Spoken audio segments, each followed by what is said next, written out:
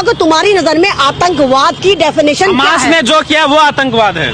ये आप कहते रहो। मतलब कल फिलिस्तीन ने किस तरह, इजराइल ने फिलिस्तीन के बच्चों को 500 बच्चों को मार डाला, उसको आप नहीं कहेंगे, आप उसको कहेंगे जवाबी कार्रवाई। होता है भैया, इजराइल वहाँ पे सायरन बजा रहा है, वहाँ पे पर्ची डाल रहा है कि भाई सिविलियन यहाँ से निकल जाओ। तुम्हारे बाप का इलाका है तो निकल जाओ, मतलब उन्हीं की जमीनों में से वहाँ से निकल जाओ। तुम्हारे बाप का इलाका है, निकल जाओ। खाली कर दो। क्यों निकल जाओ? तुम्हारे बाप का इलाका है। भूखे नांगो कुत्तों, तुम्हारे पास टुकड़ा नहीं था। 1935 के इन भिखारियों की तस्वीरें देखो और जाके देखो कि फ्रांस में, जर्मनी में इनका किस तरह नरसंहार करा था हिटलर ने। भूल गए वो तस्वीरें? तुम तो वो लोगो गद्दार, तुम्हारी जो मदद करता तुम उसको खा जाते हो। अरे गद्दारो, तुम तो अपने खुदा के ना हुए। अरे गद्दारो, तुम तो अपने पैगंबर के ना हुए। तो जो लोग खुश हो रहे हैं, मंदिरों में पूजा करके घंटे बजा रहे हैं और लगा रहे हैं, तो उनको मैं पहले बताऊं कि ये बद्दीन लोग, यहूदी लोग अल्लाह ताला को मानते हैं लेकिन अल्लाह ताला की तालीम को नहीं मानते। ये जिन मूसा अलैहिस्सलाम को मानते हैं, 124 करोड़ पैगंबर में से हमारे एक पैगंबर है मूसा अलैहिस्सलाम, ये उनकी नाफरमानी करते हैं। और जिस तरह आपने देखा कि अटल बिहारी वाजपेयी लगातार, जब भारतीय जनता पार्टी बन रही थी तो लगातार कह रहे थे, ए हिंदुस्तान वासियों हमारी पार्टी में आओ, हम वादा करते। वो किससे कह रहे थे? वो मुसलमानों से कह रहे थे। वो मुसलमानों से कह रहे थे कि अरब देश हमारा मित्र है, मित्र रहेगा, हम फिलिस्तीन के साथ खड़े हैं। आप ये कह रहे हैं भारत का मुसलमान उसी को वोट देगा जो विदेशी मुसलमानों को, बाहर के जो देश है, मुस्लिम मुल्क है, अगर उनकी हिमायत करेगा तो भारत का मुसलमान तभी वोट देगा। मुझे लगता है कि आपको लगता है कि भारतीय जनता पार्टी ने तुम जैसे लोगों को कर दिया है कि तुम लोग मेरे ख्याल से जाके इजराइल में आधार कार्ड बनवा रहे हो या वोटर आई कार्ड बनवा रहे हो कि 24 में मेरे ख्याल से तुम अपने विश्व गुरु को इजराइल से जितवाओगे, वहीं पर तुम शायद अपने आधार कार्ड और अपने वो बनवा रहे हो पैन कार्ड वगैरह। तुम पागल हो गए हो क्या? मतलब आप ही देखिए कि मतलब क्या है।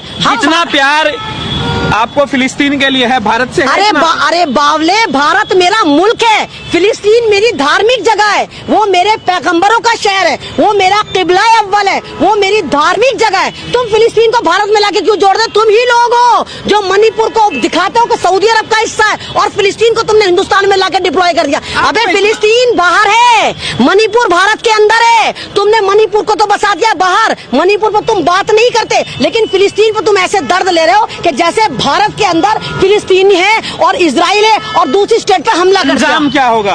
अंजाम कुछ नहीं होगा, अंजाम जीत हक की होगी।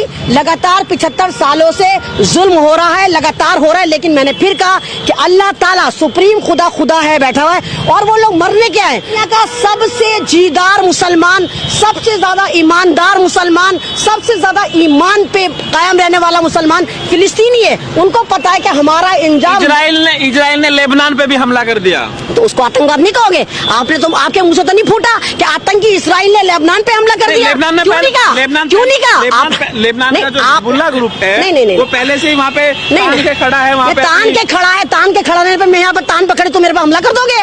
मतलब कोई भी खड़ा होगा हमला कर दोगे? यानी आतंकी मुल्क को, इजराइल को सोशल मीडिया के साथ, स्ट्रीम चैनल के साथ पूरे भारत के लोग बचाने पे तुले हुए। अब तो मोदी जी ने भी अपना स्टेटमेंट चेंज कर लिया। मोदी जी को याद आ गया कि रशिया से उन्होंने युद्ध रुकवाया था, उनको याद आ गया कि उनके प्रधानमंत्री अटल बिहारी वाजपेयी जिनके साथ हम खड़े, हम आतंक के साथ नहीं खड़े, हम अपने देश के साबिक प्रधानमंत्री अटल बिहारी वाजपेयी के साथ खड़े, जिन्होंने कहा था आई सपोर्ट फिलिस्तीन। अगर आपको इतना प्यार बीजेपी से है, अटल बिहारी वाजपेयी से है, मोदी जी भी तो कह रहे हैं हम इजराइल के साथ हैं। नहीं तो क्यों गिरगिट हो?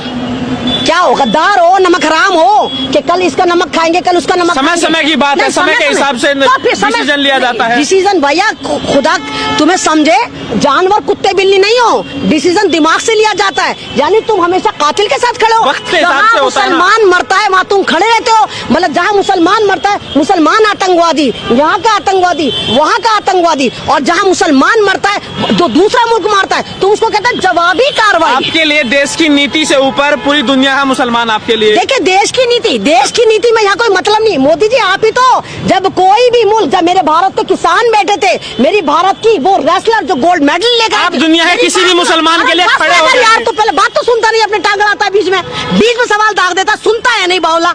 जब हमारी पहलवान बैठी थी गोल्ड मेडल लेकर आई थी, तो जब अमेरिका से और दूसरे मुल्क से ट्यूट हो रहे थे तो मोदी जी ने कहा था यह हमारा आंतरिक मामला है।